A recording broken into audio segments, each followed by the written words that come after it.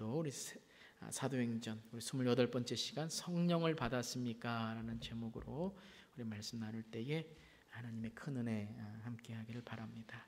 우리 지난 시간에 고린도의 사역에 대해서 함께 나누었습니다. 그리고 이제 오늘 시리아와 갱그레아를 지나서 에베소에 아굴라와 브리스길라를 남겨두고 이제 안디옥으로 바울이 돌아오게 됩니다.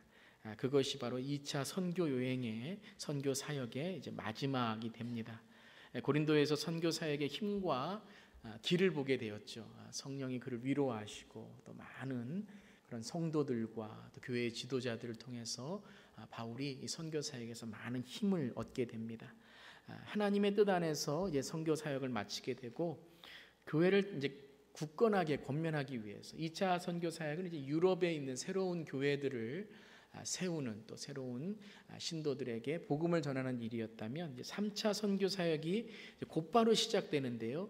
3차 선교 사역은 바로 이제 교회를 굳건하게 세우는 일들, 고린도 교회와 에베소 교회를 방문하고 여러 교회들을 방문하면서 이제 올바른 가르침 또 복음을 가르치는 일들을 바울이 하게 됩니다. 참 그 2차 선교 사역을 마치고서도 참 힘이 들었을 텐데 지쳤을 텐데요. 오늘 18장이 끝나기도 전에 3차 선교 사역이 계속됩니다. 참 이 바울의 복음을 향한 선교를 향한 그 열정을 우리가 느낄 수 있습니다. 그러면서 이 성령의 인도하심을 통해서 바울은 이제 선교 동역자들을 계속 만나게 되죠. 사도행전은 바로 그 동역자의 만남이라고 할 수 있습니다. 이 사람들을 통해서 하나님이 일하시는데요. 특별히 복음의 동역자들, 바울 혼자서 선교 사역을 다 할 수 없었습니다.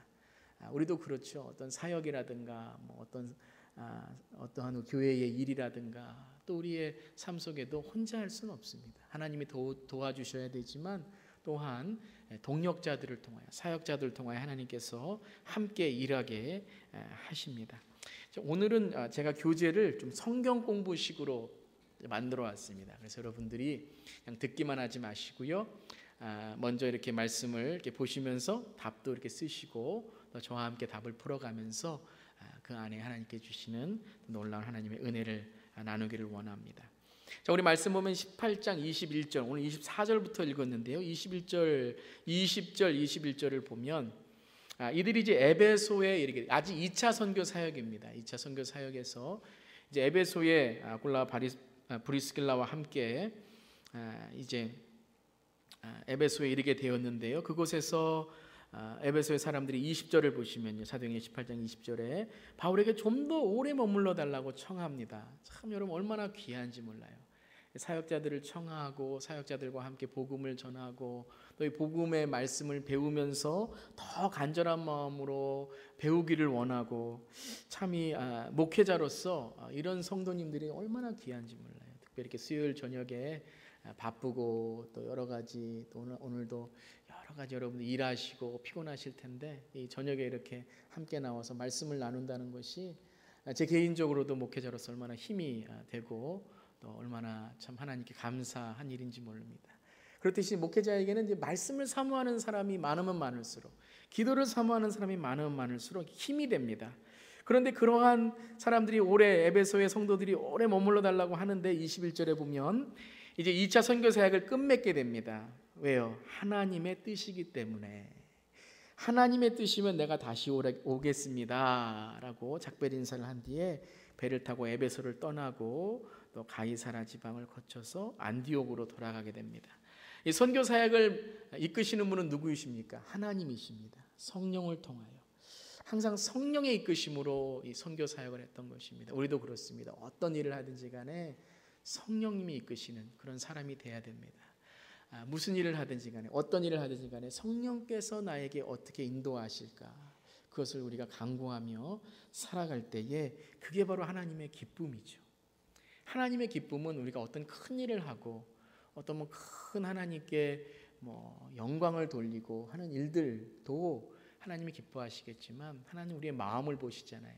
우리 마음 중심에 하나님 정말 성령님 내가 하나님의 이끄심으로 어떤 일을 하든지 간에 우리 그런 찬양도 있죠. 주님 말씀하시면 내가 나아가리라. 주님 말씀하시면 내가 멈춰서리라. 나의 가고 서는 것 주께 있다고 고백하잖아요. 여러분 그런 삶이 되시기를 주님의 이름으로 축원합니다. 아침에 일어날 때도 주님 내가 어디로 가야 되겠습니까? 오늘도 이런 일을 하는데 저는 새벽 기도마다 하나님께 스케줄을 말씀드립니다. 오늘 몇 시에 누구 만나고 오늘 어떤 일을 해야 되고 오늘 수요일 설교를 준비해야 되고 또 오늘은 뭐 어떤 일들을 하는데요. 하나님 저를 인도해 주시옵소서. 주님 저는 부족하고 연약합니다. 저를 인도해 주실 때에 제가 감당할 수 있습니다. 주님 이 교회 주님의 것입니다. 주님이 인도해 주셔야 되고 저는 부족합니다. 저는 참 어리석습니다.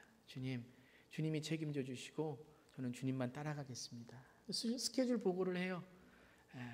그럼 하나님께서 하나하나 인도해 주시고 또 때로는 고쳐 주시기도 합니다. 2차 선교 사역 1차도 그렇고 2차도 그렇고 3차도 그렇고 누가 끝을 맺고 누가 시작하셨습니까? 바로 하나님의 뜻이었습니다. 바로 선교 사역을 통하여 하나님께서는 하나님의 사역을 이루어 가셨다는 것입니다. 여러분 지금 막다른 골목에 계십니까? 좀 막힌 것처럼 느껴지십니까? 여러분 그 자리가 어쩌면 하나님이 함께 하시는 하나님이 계획하시는 자리일 수도 있습니다. 내 눈에 아무 증거 아니 배워도 믿음만을 가지고서 늘 주님을 따라갈 때에 어느 곳에 있든지 간에 주님께서 사용하시는 저 여러분 되기를 주님의 이름으로 축원합니다. 이번 보시면요. 바울의 선교 사역은 어디에서 시작하여 어디로 돌아왔는가? 자, 이 문제는 하나님의 뜻 가운데 시작하고 멈추게 되었지만 항상 이 선교 사역은 어느 교회로부터 시작했습니다. 참 귀한 교회죠. 어느 교회였죠? 안디옥 교회입니다. 우리 22절에 보더라도 이제 2차 선교 사역을 끝내고 안디옥으로 내려갔다. 안디옥으로 돌아가게 됩니다. 우리 이제 뒷장 보시면 제가 계속해서 우리 선교 사역의 지도들을 제가 2차도 그렇고 1차도 그렇고 하는데요. 여러분 그 지역들을 좀 잘 이렇게 기억해 주시면 나중에 이제 서신서를 읽을 때 많이 도움이 됩니다. 1차, 2차, 3차 선교 사역에 따라서 이제 주제들이 달라지기 때문에 그런 것을 여러분이 깨달을 수 있는데요. 중요한 것은 이제 어디서부터 계속 시작했는가? 안디옥이었죠. 안디옥, 수리아 안디옥이죠. 안디옥이 두 지역이 있습니다. 비스디아 안디옥, 수리아 안디옥인데요. 지금 우리가 여기 보는 안디옥은 바로 수리아 안디옥 지역입니다. 참 안디옥 지역이 이 교회가 얼마나 참 하나님께 큰 쓰임을 받았는지 몰라요. 사도행전 1장부터 12장까지는 예루살렘 교회가 중심이었다면 13장부터 28장까지는 이 안디옥 교회가 중심이었습니다. 이방 교회죠. 이민 교회죠. 정말 예루살렘 교회와 같이 정말 어떠한 뭐 배경이 있다거나 뭐 어떠한 뭐 자기네들이 할 수 있는 어떤 근거지가 있었던 것이 아니라 아무것도 없었던 교회였습니다. 여러 지역에 있는 사람들이 모여서 세운 교회인데 이 교회가 선교에 이제 사명을 걸게 되죠. 사도행전 13장 2절 3절에 보면 우리 함께 한번 읽어보겠습니다. 시작. 그들이 주님께 예배하며 금식하고 있을 때에 성령이 그들에게 말씀하셨다. 너희는 나를 위해서 바나바와 사울을 따로 세워라.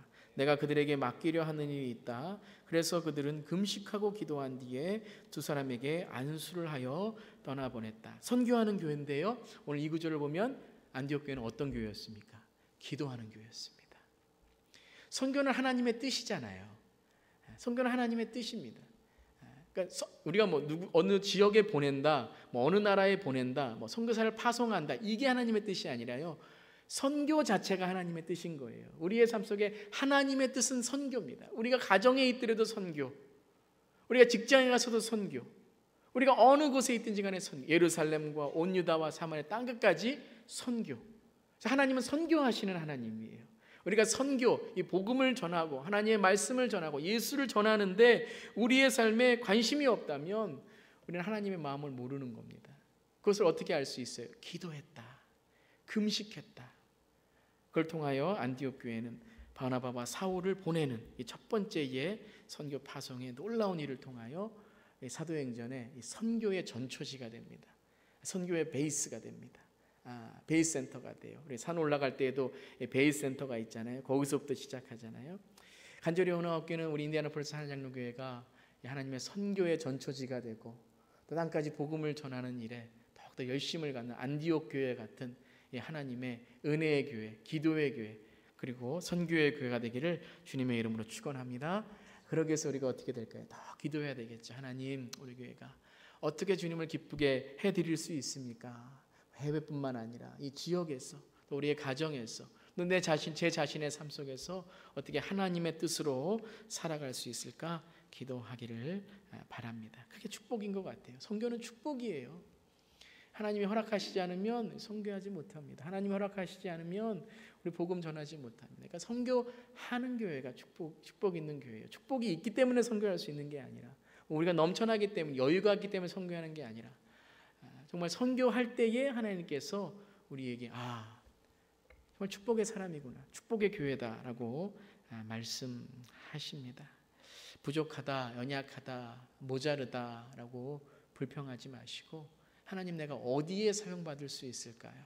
크고 작은 일이 중요한 것이 아니라 하나님이 나를 사용하시는 그곳, 하나님 그곳에 내가 주님 선교할 수 있는 자가 되게 하여 주시옵소서. 우리가 교회를 위해서 기도하는 것도 선교고요. 여러분, 이 땅을 위해서 기도하는 것도 선교고요. 또 기도의 마음을 갖다 보면 하나님께서 또 우리에게 갈 수 있는 마음도 주시고, 보낼 수 있는 마음도 주시고, 도울 수 있는 마음도 주시는 것입니다. 그런 우리 교회 저여러분 되기를 바랍니다. 자, 그래서 18장에 이제 2차 선교 사역이 이제 끝나게 되고요. 안디옥으로 돌아오게 됩니다. 그리고 바로 이제 23절부터 3차 선교 사역이 시작돼요. 참 대단합니다. 바울. 하나님은요, 이렇게 열정 있는 사람을 쓰십니다. 그냥 하나님이 하시겠죠. 하나님이 하십니다. 그런 사람들은 하나님의 정말 손길을, 임재를 경험하지 못해요. 내가 부족하지만 그래도 하나님을 더 섬기려고 할 때에 하나님께서 역사를 이루시는데요. 특별히 3차 선교 사역이 시작하면서 누가는 바울이라는 사람을 주목하기보다 아볼로라는 사람을 주목합니다. 자, 그래서 오늘 이 18장 24절부터 19장 7절을 통하여 우리가 어떤 사역을 할 때 가장 중요한 것이 무엇인가를 우리에게 다시 한번 상기시켜 줍니다. 그러니까 3차 선교 사역쯤 되니까 이제 사람들이 이제 일에만 중심을 갖는 거죠. 지역에만, 어디 가고, 어디에서 일하고, 어떤 사역을 하고. 근데 누가는 이제 3차 선교 사역을 시작하면서 이 선교 사역, 이 사도행전의 가장 중요한 핵심은 이겁니다 라는 것을 한 사람의 사역자를 통해서, 또 한 지역의 교회를 통해서 우리에게 알려주시는 겁니다. 자, 그것은 바로 이제 성령의 이끄심이죠. 3번 보시면요, 바울과 함께 에베소에 오고 에베소의 사역자인 아볼로를 도운 부부는 누구입니까? 브리스길라와 아굴라와 브리스길라죠. 지난 시간에 봤을 때는 아굴라 이름이 먼저 나왔는데요, 오늘 우리가 읽을 때에는 브리스길라가 먼저 나옵니다. 먼저 나온 게 중요한 건 아니지만, 특별히 이제 이 시대의 성경을 쓸 때에 하나님은 이렇게 공평하신 하나님이고, 또 사역에 있어서 누구나 사용하시고, 또 하나님께서는 남자든 여자든 종이든 주인이든 어떠한 위치에 있든지 간에 하나님이 복음의 열정을 가진 사람을 사용하신다는 걸 우리가 알 수 있습니다. 그래서 브리스길라와 아굴라가 바울과 동행하게 되죠. 그리고 에베소의 사역자인 이제 아볼로를 돕게 됩니다. 그것이 바로 이제 19절에 바울과 함께 고린도를 떠나게 되고, 그다음에 에베소에 도착하는 장면. 그리고 바울은 에베소를 떠나고 브리스길라와 아굴라가 이제 에베소에 머물게 됩니다. 참 귀해요. 참 이렇게 바울이 부탁하고 요청하는 대로 브리스길라와 아굴라는 다 도울 마음이 있는 거예요. 도울 마음이. 참 얼마나 감사한지 몰라요. 사역에 있어서는 참 어려움이 많은데 이렇게 어떤 요청을 하는 것이 쉽지가 않습니다. 목회자가 어떤 요청을 할 때에는요, 이렇게 큰 마음을 갖고 요청하는 것이죠. 왜냐하면 이 일이 잘 될까 안 될까의 그 두려움도 있고, 자기가 떠나야 되는데 이 일을 맡길 사람이 없을 때에 누군가를 이렇게 선택하고 그 일을 요청한다는 것이 쉬운 일이 아닙니다. 그런데 그걸 안 거죠. 브리스길라와 아굴라는 바울의 마음을 알았습니다.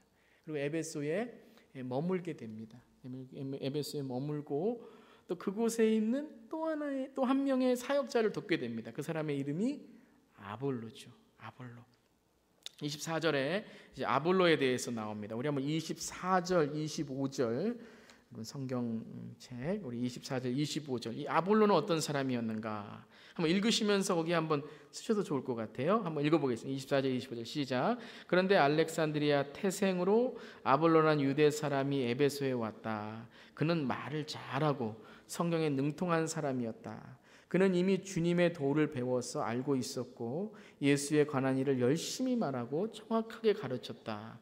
그렇지만 그는 요한의 세례밖에 알지 못하였다 그랬어요. 아볼로는 알렉산드리아 태생이죠.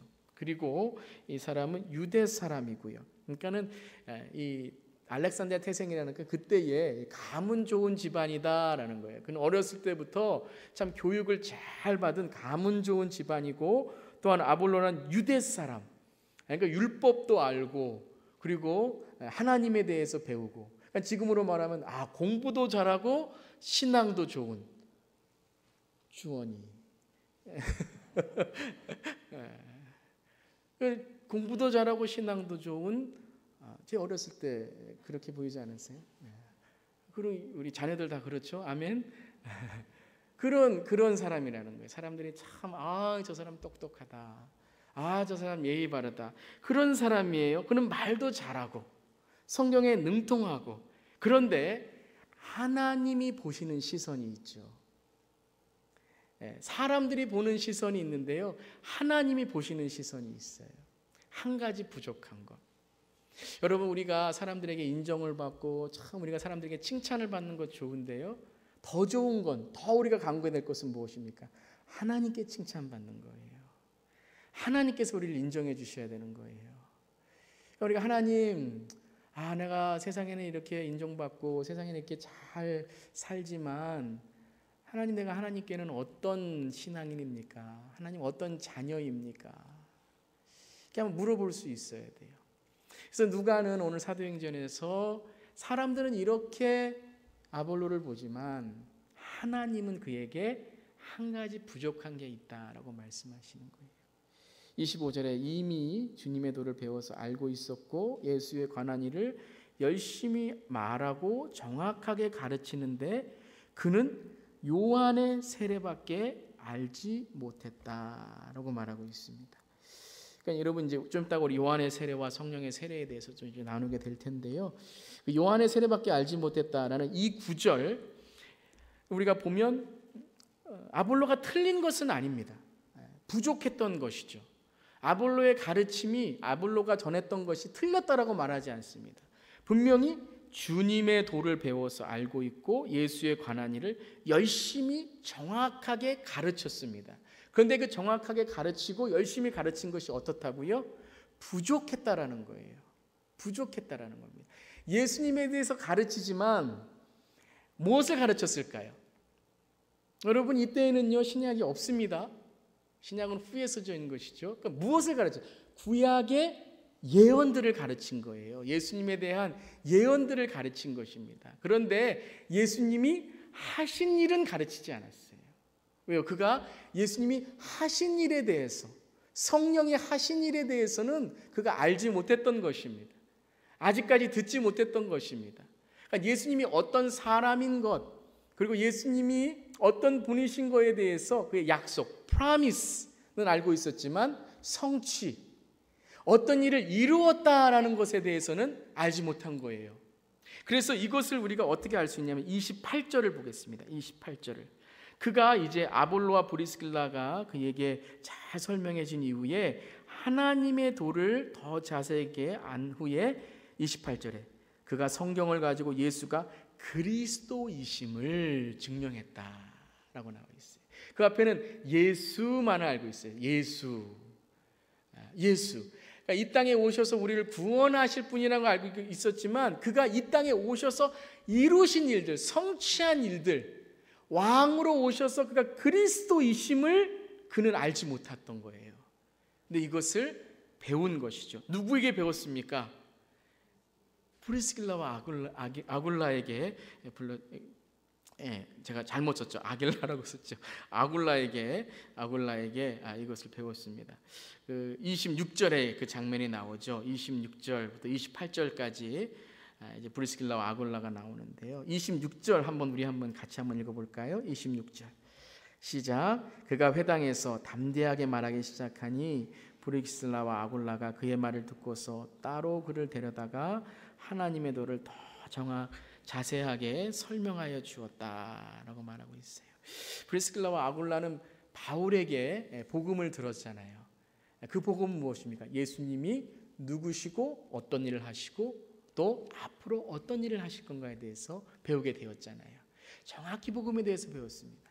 근데 아볼로가 복음을 전하는데 약속에 대해서는 그리고 구약에 대해서는 아주 능통하게 전달을 하는데 또 말씀을 가르치는데 예수님께서 어떤 일을 성취하시고 또 어떤 일을 성취하실 것인가에 대한 말씀은 모르는 거예요. 전하지를 않는 거예요. 몰랐던 것이죠. 근데 브리스길라 아굴라가 그러면 만약에 우리가 그런 것을 발견하면 교만한 사람이었다면 어떻게 될까요? 그 자리에서 일어나서 손을 들고 잘못됐어요. 이게 맞고 저게 맞습니다 라고 이야기했을 텐데 아굴라와 브리스길라 아굴라는 오늘 어떻게 했습니까? 말을 다 들은 이후에 다 듣고서 기도했겠죠. 주님, 제가 아볼로 사역자를 어떻게 해야 주님의 뜻을 전할 수 있겠습니까? 그래서 겸손하게 아볼로에게 제가 할 말씀이 있습니다. 따로 그를 데려다가. 브리스길라 아굴라가 자기가 좀 알고 내가 아볼로보다 더 지식이 있고 예수님에 더 많이 안다. 그래서 그 자리에서 아볼로에게 이것이 틀리고 이것이 맞고 했다면 그건 누구를 위한 거였을까요? 그건 자기를 위한 겁니다. 하나님을 위하고 교회를 위한 것이 아니에요. 자기가 알고 있는 것, 자기가 이만큼 안다는 것을 자랑하기 위한 것이죠. 근데 브리스길라 아굴라는 기도하는 사람이었죠. 그리고 사역자를 귀하게 여기는 사람이었습니다.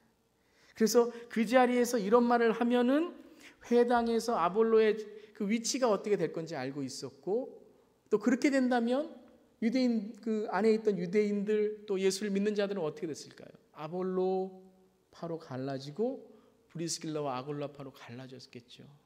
감정 싸움이 됐겠죠.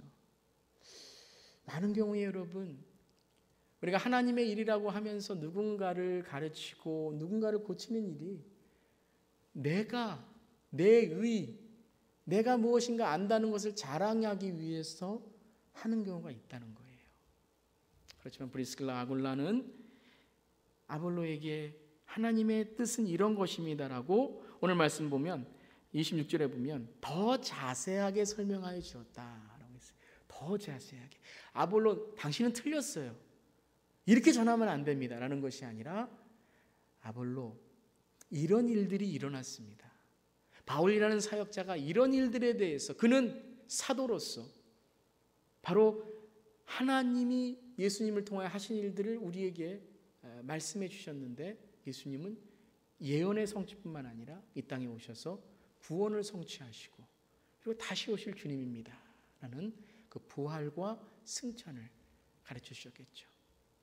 그때에 아볼로는 어떻게 했을까요?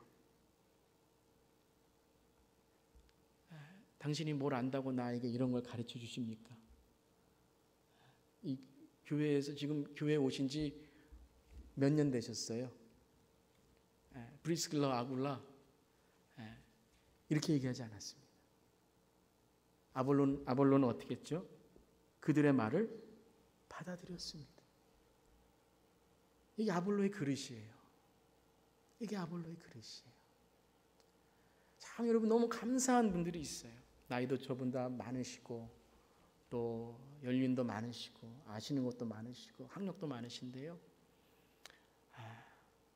받아들이기를 잘하시고 또한 자기를 오픈하시고 또 남의 말을 듣고 배우려고 하고 그런 평생 교육이라고 하잖아요. 자기의 고집스러운 그러한 생각이 아니라 항상 누군가의 말을 귀 기울이고 그리고 들을 만한 또 배울 만한 것이 있으면 자기를 고치고 배우는 이러한 이 모습이 얼마나 아름다운지 몰라요. 여러분, 에베소의 교회, 고린도 교회가 어떻게 든든하게 서갈 수 있었을까요? 한 목회자 때문에 그랬을까요? 한 목사가 똑똑해서 그랬을까요? 바울이 말씀을 많은 사람들에게 전하니까 모든 사람이 다 말씀을 전할 때에 그에게 굴복해서 그랬을까요? 아니죠. 이 아름다운 하나님을 아는 믿는 자들의 관계, 사역자를 귀하게 여기고 사역자는 정말 성도들이 이야기할 때 듣고 받아들이고 고쳐야 될 점은 고치고, 인간이기 때문에 잘못할 수도 있고 인간이기 때문에 부족한 점이 있죠. 서로 이 아름다운 모습을 바라봐 준 거죠. 그래서 여러분, 오늘 말씀을 보면 27절에 보면 아볼로는 아가야로 건너가고 싶어 하였다. 그래서 신도들이 그를 격려하고, 브리스길라와 아굴라만 그런 것이 아니에요. 이 에베소 교회의 신도들도 모두 그를 격려하고, 그 아가야에 있는 제자들에게 아볼로를 영접하라고 편지를 쓰고, 그는 또 아볼로는 또 그 아가야에 이르러서 이미 하나님의 은혜로 신도가 된 사람들에게 큰 도움을 주고, 어떤 도움을 줬어요? 자기가 배운 것을 그대로 전했어요. 예수는 그리스도라고 그대로 전했어요. 기분 나빠. 내가 누구한테 배운 거야? 그러고 들을 때는 알겠습니다, 하겠습니다, 그래 놓고 나중에는 안 하는 분들이 있잖아요. 그게 아니라 하나님이 깨달은 것을 전하고, 그리고 공중 앞에 유대 사람들에게 힘있게 논박을 하고. 그래서 아볼로가 얼마나 큰 쓰임을 받게 됩니까? 하나님의 도를 더 자세하게 배운 후에 아볼로는 어떻게 변했습니까? 복음의 놀라운 성장을 갖게 되었습니다. 하나님의 놀라운 그런 쓰임을 받게 됩니다. 아볼로에 대해서 이제 사도행전 이 이후에는 별로 나오지 않지만 우리 고린도전서에 보면 이 아볼로에 대해서 많은 그런 이야기들이 있잖아요. 특별히 바울이 이렇게 아볼로에 대해서 이야기를 합니다. 나는 심고 아볼로는 물을 주었습니다. 3번에 3번이죠. 그러나 하나님께서 자라게 하셨습니다. 그러므로 심는 사람이나 물 주는 사람은 아무것도 아니요 자라게 하시는 분은 하나님이십니다. 신도와 목회자와의 관계뿐만 아니라 이 목회자와 목회자의 관계. 바울은 교회를 개척한 목회자였고 아볼로는 그 후임이었습니다. 많은 여러분, 우리가 마음 아픈 이야기들이 무엇입니까?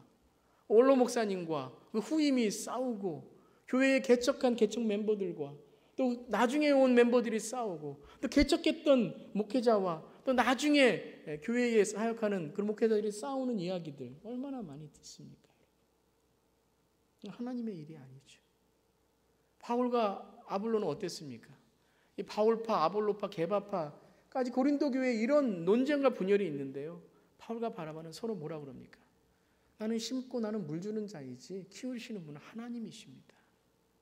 하나님이십니다. 하나님께서 하십니다.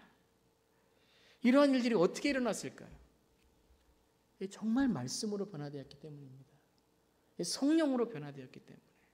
그들이 성령으로 인하여 사역에 하나님의 은혜를 경험하는 그런 겸손한 자들이었다는 것입니다. 아볼로, 브리스길라, 아굴라, 에베소의 신도들, 바울의 모습, 참 우리가 이 시대에 참 사모하고 간절히 기도해야 될 관계가 아닌가. 또 우리 교회에 이런 아름다운 관계들이 지금도 있고 앞으로도 계속되기를 주님의 이름으로 축원합니다. 4번은 에베소로 다시 이제 돌아옵니다. 바울이 이제 돌아옵니다. 가장 먼저 무엇을 확인했습니까? 에베소 교회에 와서 가장 먼저 확인한 게 무엇입니까? 재정 상태를 확인했을까요?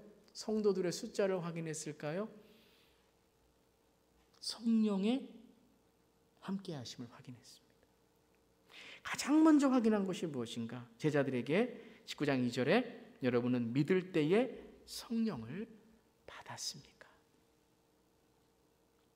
우리가 어떤 사람을 만날 때에도 그 사람에게 가장 먼저 우리가 물어보거나 아니면 그 사람에게 우리가 간절히 기도하고 그 사람이 예수를 만나는 삶 속에서 확인해야 될 것, 또한 구하고 기도해야 될 것은 무엇입니까? 성령이 함께 하심이죠. 성령이 함께 하시는, 성령을 통하여 살아가는 그리스도인이 되어야 됩니다. 여러분, 성령 받으셨습니까? 성령과 함께 하십니까? 아멘. 아멘. 여러분 자신 있게 말씀하세요. 성령 받으셨어요? 아멘. 성령이 함께 하십니까? 아멘. 예, 아멘. 여러분 오늘 말씀을 보면 19장 3절 4절에 요한의 세례와 성령의 세례에 대해서 말씀하시죠. 요한의 세례와 성령의 세례.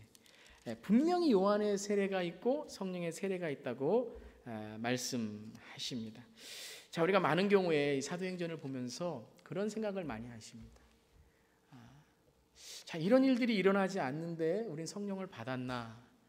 아니면 이 사도행전을 보니까 성령은 이런 분이신데 왜 우리 현대의 교회는 이런 일들이 안 일어날까? 아니면 또 일어나는 것에 대해만 우리가 집중하게 되는데요. 제가 좋아하는 복음주의 설교자, 많은 분들이 존경하는 설교자 중에 존 스토드라는 분이 계십니다. 이분이 쓰신 책 중에 이런 말씀을 하셨어요. Baptism and Fullness of the Holy Spirit이라는 책인데요. 이분이 이런 말씀하셨습니다. 성령의 교리는, 성령론은 사도행전의 기록으로만 우리가 확립해서는 안 된다는 말씀을 하셨어요. 그 말씀은 무엇이냐면요, 사도행전은 성령의 교리를 우리에게 말씀하시기 위해서 쓴 책이 아니라는 것입니다. 그러니까 성령은 이런 분이다라는 것을 교리를 만들기 위해서 바울이 고린도 교회에 아니면 바울이 에베소 교회에 어떤 교리의 측면에서 교회를 세우기 위해서 쓴 책이 사도행전이 아니라는 것입니다. 저는 그건 동의합니다. 그래서 사도행전에 나온 성령의 모습은 우리가 보기에 일관성이 없습니다. 그렇다고 해서 그러면 사도행전에 나오는 성령의 모습은 다 가짜인가? 그런 말씀이 아닙니다. 분명히 성령이 하시는 일인데요, 우리에게 성령의 어떤 절대적인 교리를 주기 위해서 쓴 책이 아니라는 것입니다.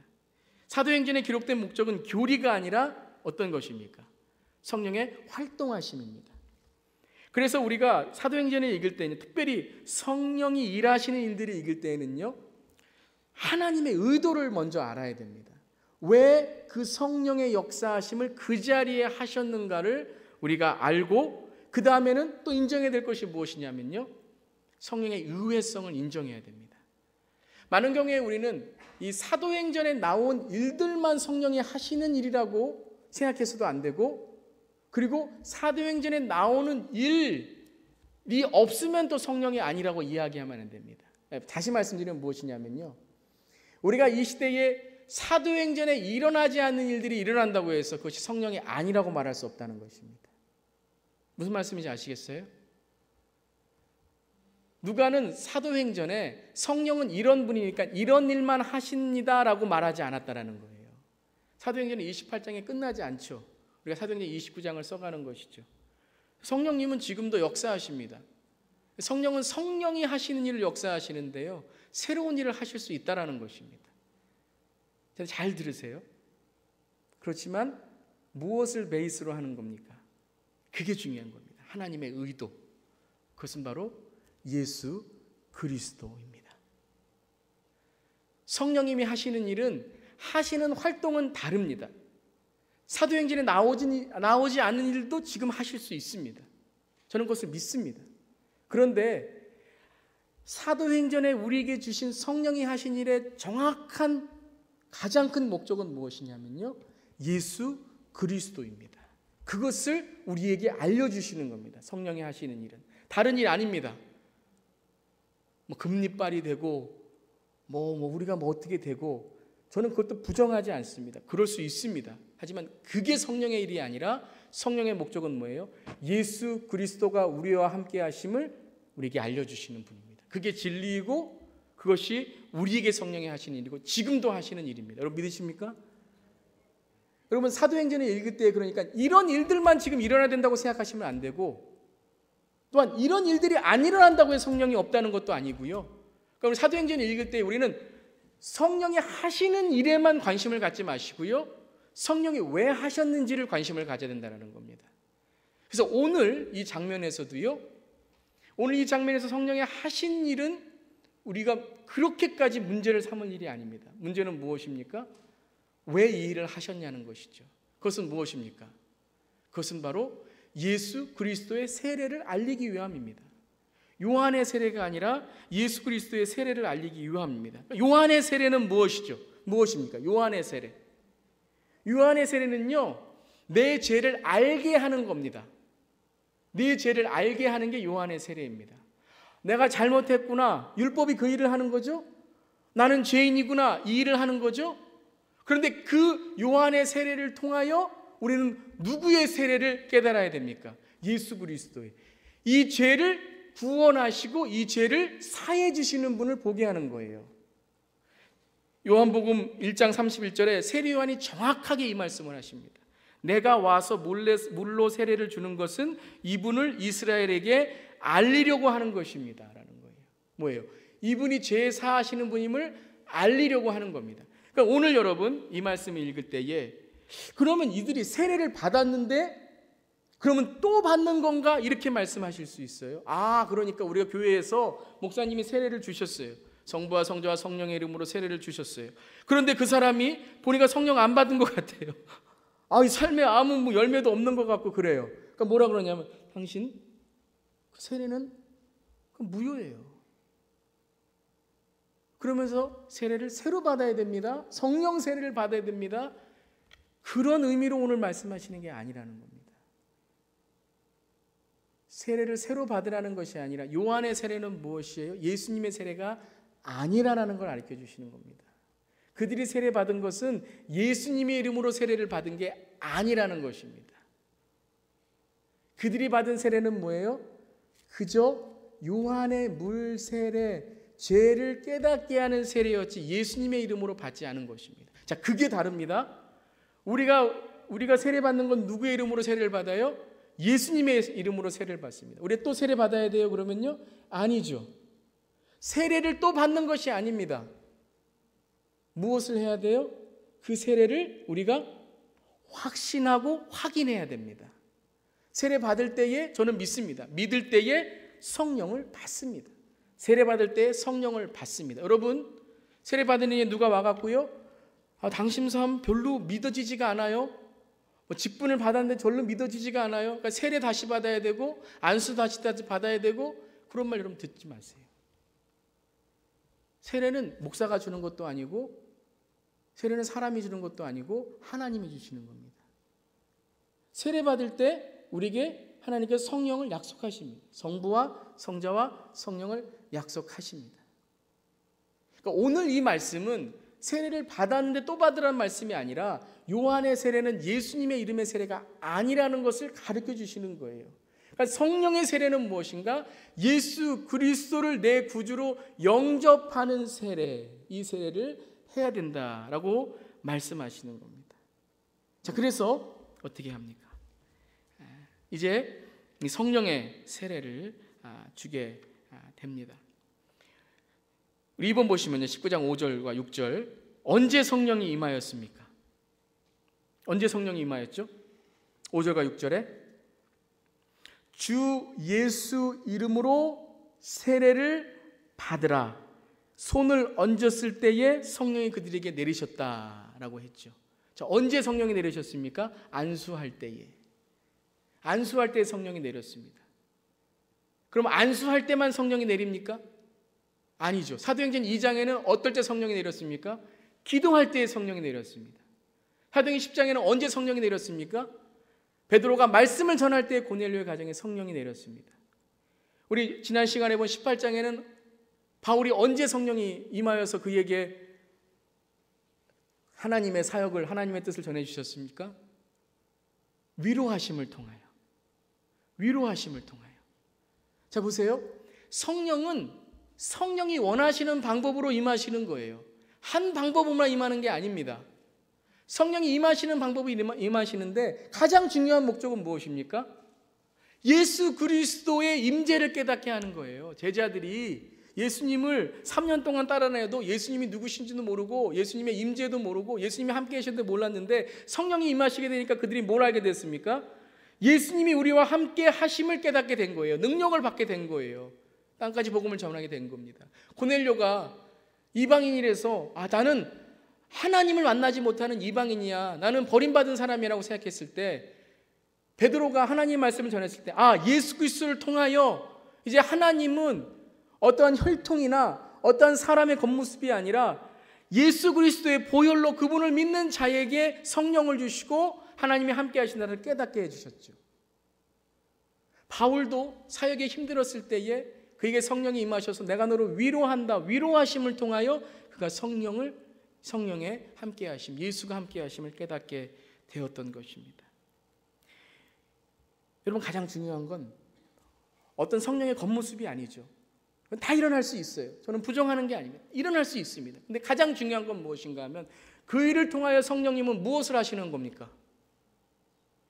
예수님이 나와 함께 하시는 예수님의 임재, 그리고 그 임재를 통하여 내가 이 어려움과 고난을 이겨나갈 수 있는 능력, 그리고 이것을 통하여 내가 어떻게 살아가는 거예요? 예수님과 함께하는 삶을 살아가는 지속력, 이걸 깨닫게 해주시는 거예요. 여러분, 오늘 성령이 임한 이후에 바울이 성령이 임했습니다. 너무 중요해요. 여러분, 이 시간에 여러분의 삶 속에 성령이 임하시고 성령이 충만하게 임하시기를 주님의 이름으로 축원합니다. 그게 뭐예요? 하나님은 나와 함께 하시는구나, 예수님은 살아계시는구나. 여러분, 세례받고도요, 하나님이 나와 함께 안 하시는 것을 살아간 사람이 얼마나 많이 있습니까? 세상에 있는 건 모두 기뻐하면서 하나님 안 계시는 것처럼 살아갈 때 얼마나 많이 있습니까? 그때 우리는 무엇을 간구해야 됩니까? 성령님 함께 하심을. 그래서 예수님이 나와 함께 하시는구나, 예수님이 나를 인도하시는구나, 나를 깨닫게 돼야 됩니다. 그래서 우리가 성령이 중요한 거예요. 여러분, 우리가 그저 예수 믿고 살아가는 것이 아니라 성령님이 나와 함께 하심을 깨닫고 예수가 나와 함께 하심을 깨닫는 삶이 너무 중요한 거예요. 그런데 받는 것보다 더 중요한 게 무엇입니까? 바울은 이걸 강조합니다. 유지하는 겁니다. 받는 것보다 더 중요한 게 무엇이냐면 충만하게 임하는 겁니다. 여러분, 성령을 받아서 내가 은혜 받았다라는 것도 중요하지만 오늘 성령이 임한 이후에 바울은 어떻게 합니까? 19장 8절에 바울은 회당에 들어가서 3달 동안 하나님의 나라 일을 강론하고 권면하면서 담대하게 말하고, 그리고 10절에 보면요, 이런 일을 이태 동안 하였다. 2년 동안. 두란노서원이 여기서 나오죠. 성령이 임한 이후에, 성령을 받은 이후에 바울은 무엇을 했습니까? 말씀을 그들에게 심어주었습니다. 그러니까 말씀과 성령은 함께 가야 돼요. 성령을 받은 사람은 말씀을 귀중하게 여기고 말씀을 통하여 훈련받아야 되고요, 말씀의 훈련을 받았는데, 양육을 받았는데도 여전히 내 마음속에 하나님이 없는 것처럼 생각하면 성령의 충만하게 임하심을 간구해야 되는 것이죠. 말씀을 통하여 성령이 임하는 것이고 성령이 임할 통하여 말씀을 깨닫고 살아가는 것입니다. 우리 마지막 5번 보시면 나는 성령을 받았는가? 여러분, 성령 받으셨죠? 아멘. 하나님 계심을 믿고 나아가는 거예요. 의심 있는 분들은 성령을 간구하세요. 나를 비우세요. 성령님이 내 안에 들어와 나를 변화시키고 나에게 임재하시도록. 그럼 성령이 임하게 됩니다. 그럼 성령이 임할 때, 기도할 때 성령이 임함을 통하여 방언도 나오고 기적도 행하게 되고, 또 성령을 통하여 내가 주 앞에 굴복하게 되고 죄도 회개하게 되고 기쁨도 갖게 되고 다른 사람에게 전도도 하게 되고. 한 방법만 말씀드리는 거 아닙니다. 여러 방법들이 있습니다. 그렇지만 여러 방법을 우리가 다 오픈하고 받아들일 수 있는 성령의 활동하심을 인정해야 됩니다. 그런데 중요한 것은 성령을 받고 내가 성령을 경험한 것뿐만 아니라 성령의 임재를 어떻게 한다고요? 유지하면서 살아가야 됩니다. 오늘 내가 살아가야 될 성령 충만한 삶은 무엇인가? 갈라디아서 5장 22절부터 26절까지의 말씀 함께 읽겠습니다. 시작. 그러나 성령의 열매는 사랑과 기쁨과 화평과 인내와 친절과 선함과 신실과 온유와 절제입니다. 이런 것들을 막을 법이 없습니다. 그리스도 예수께 속한 사람은 정욕과 욕망과 함께 자기의 육체를 십자가에 못 박았습니다. 우리가 성령으로 삶을 얻었으니 우리는 성령이 인도해 주심을 따라 살아갑시다. 우리는 잘난 체하거나 서로 노엽게 하거나 질투하거나 하지 않도록 합시다. 이 말씀의 본질은 무엇입니까? 성령을 받은 것도 중요하지만 성령의 열매를 맺는 게 더 중요하다는 겁니다. 성령이 우리 안에 임한 것도 중요하지만 성령이 우리를 이끄시는 충만한 삶을 사는 게 중요하다는 것입니다. 여러분, 우리가 어떤 사람을 사랑합니다. 이렇게 말해요. 사랑했어요. 당신을 사랑했어요. 그러면 감사합니다. 사랑하셨군요. 감사합니다. 그러겠어요? 지금은요? 지금은 사랑해요? 내일은 사랑할 거예요? 이렇게 물어볼 거 아니에요. 성령 받았습니다라고 끝나시겠어요? 예수 믿었어요라고 끝나시겠어요? 성령이 나와 함께 하십니다. 성령이 나를 이끄십니다. 성령과 동행하는 삶을 삽니다. 성령님 도와주시옵소서. 나의 정욕과 욕망을 십자가에 못 박고 우리가 성령으로 삶을 얻었으니 우리는 성령의 인도해 주심을 따라 살아가는 저 여러분 되기를 주님의 이름으로 축원합니다. 한번 기도하겠습니다. 이 시간 기도할 때에 주님 성령의 충만함을 주시고, 요즘 여러분 정말 마음속에 성령보다 하나님보다 더 세상의 것들로 충만하신 그런 삶이 있습니까? 하나님 앞에 나와 하나님 내 삶이 성령으로 충만해지기를 원합니다. 또 여러분 성령 받지 못하신 분 있으실지 몰라요. 그저 도덕과 윤리로 예수님을 알고 그저 머리로만 알지 정말 성령을 내 마음에 모시고 예수 그리스도를 그리스도로 내가 고백하지 않은 신앙이 있다면 여러분 성령을 받으셔야 됩니다. 믿음을 가지셔야 됩니다. 그리고 성령을 통하여 살아가는 삶이 되어야 됩니다. 그 안에 영생이 있고 구원하시는 주님의 은혜가 있습니다. 우리 다 함께 한번 이 시간 기도하면서 주여 하나님 성령과 함께 동행하는 삶이 되게 하시고 성령의 열매 맺는 삶이 되게 해달라고 다 함께 한번 시간 통성으로 기도하겠습니다. 하나님